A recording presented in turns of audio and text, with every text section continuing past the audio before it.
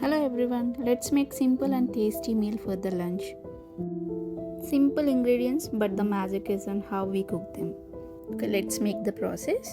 So first అయితే ఈ wedges అన్నిటిని బటర్లో సాట్ చేసుకోవాలి. ఇక్కడ తీసుకున్నట్టుగా పాన్ తీసుకొని అందులో బటర్ యాడ్ చేశాను. ఇందులోని ఈ వెజ్జెస్ అన్ని paneer, broccoli, green chilli, capsicum and carrot ఏవైతే కట్ చేసి పెట్టుకున్నాను ఇందాక అవన్నీ అందులో యాడ్ చేసి మంచిగా సాట్ చేయాలి. సో ఎంత మంచిగా సాట్ చేసి అండ్ ఇందులో హై ఫ్లేమ్ యాడ్ చేస్తలేను.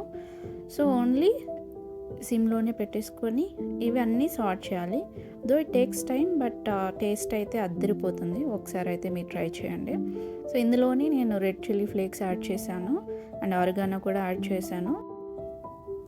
ఆరిగానో వేసిన తర్వాత దీంట్లోనే సాల్ట్ యాడ్ చేసి ఆ తర్వాత బ్లాక్ పెప్పర్ కూడా యాడ్ చేయాలి.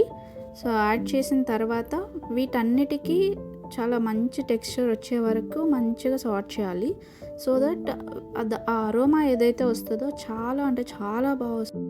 అండ్ ఈ పన్నీర్ అయితే రెండు సైడ్లకి తిప్పి మంచిగా సాట్ చేసుకోవాలి. లైక్ అక్కడ చూసినట్టుగా కొంచెం ఎల్లోయిష్ కలర్, బ్రౌనిష్ కలర్ వస్తుంది కదా, అలా కుక్ అయ్యే వరకు మనం వెయిట్ చేయాలి. సో ఇదంతా కూడా నేను లో ఫ్లేమ్లోనే చేశాను. హై ఫ్లేమ్లో చేస్తే కనుక మాడిపోతాయి. సో అలా చేయొద్దు. సో లో ఫ్లేమ్లో చేస్తేనే దానికి వచ్చే టేస్ట్ చాలా బాగా వస్తుంది. సో మొత్తం ఈ ప్రొసీజర్ అంతా కూడా లో ఫ్లేమ్లోనే అయింది. అండ్ ఇది ఆల్మోస్ట్ ఒక 20 minutes పైననే పట్టింది నాకైతే. సో మొత్తం అయిన తర్వాత ఇవన్నీ తీసి మంచిగా ఒక ప్లేట్లోకి సర్వ్ చేసుకోవాలి.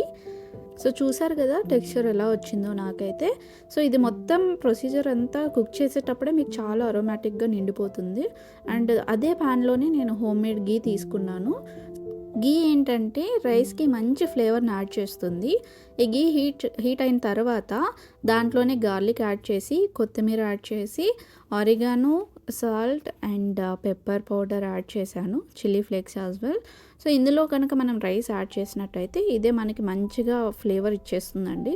సో దీన్నే ఫ్లేవర్డ్ రైస్ అని కూడా అంటారు. సో ఈ మొత్తం రైస్ని అంతా నేను వన్స్ రైస్ కలిపిన తర్వాత దాన్ని బౌల్లోకి యాడ్ చేసేసాను. సో బౌల్లోకి సర్వ్ చేసుకున్న తర్వాత ఇంకో పాన్ యాడ్ చేసి దాంట్లో బటర్ యాడ్ చేశాను. ఇదంతా కూడా క్రీమీ వైట్ సాస్ కోసం. సో దీంట్లోనే కొంచెం ఫ్లోర్ యాడ్ చేసి అందులోనే మిల్క్ కూడా యాడ్ చేయాలండి. సో మిల్క్ కొంచెం బాయిల్ అయిన తర్వాత దాంట్లోనే oregano, black pepper and salt, కొంచెం సాల్ట్ ఎక్కువ వేయకూడదండి. ఆల్రెడీ మనం దీంట్లో చీజ్ స్లైస్ కూడా వేయబోతున్నాము. సో అండ్ చీజ్లో అండ్ ఏవైతే హర్బ్స్ మిక్స్ చేస్తున్నామో అందులో కూడా కొంచెం సాల్ట్ ఉంటుంది. సో ఎక్కువ సాల్ట్ వేయకుండా లైట్గా వేసుకోవాలి మీకు తగినంత. సో ఇదంతా చాలా చాలా అంటే చాలా క్రీమీగా యాడ్ అయిపోతుంది లాస్ట్కి. సో వన్స్ ఇదంతా దగ్గరకు వచ్చిన తర్వాత దీన్ని కూడా మనం సర్వ్ చేసేసుకోవాలి. సో ఇందులో నేను ఏదైతే చీజ్ స్లైస్ యాడ్ చేశానో అది కొంచెమే యాడ్ చేశానండి. సో మీకు కావాలనుకుంటే ఎక్కువ యాడ్ చేసుకోవచ్చు.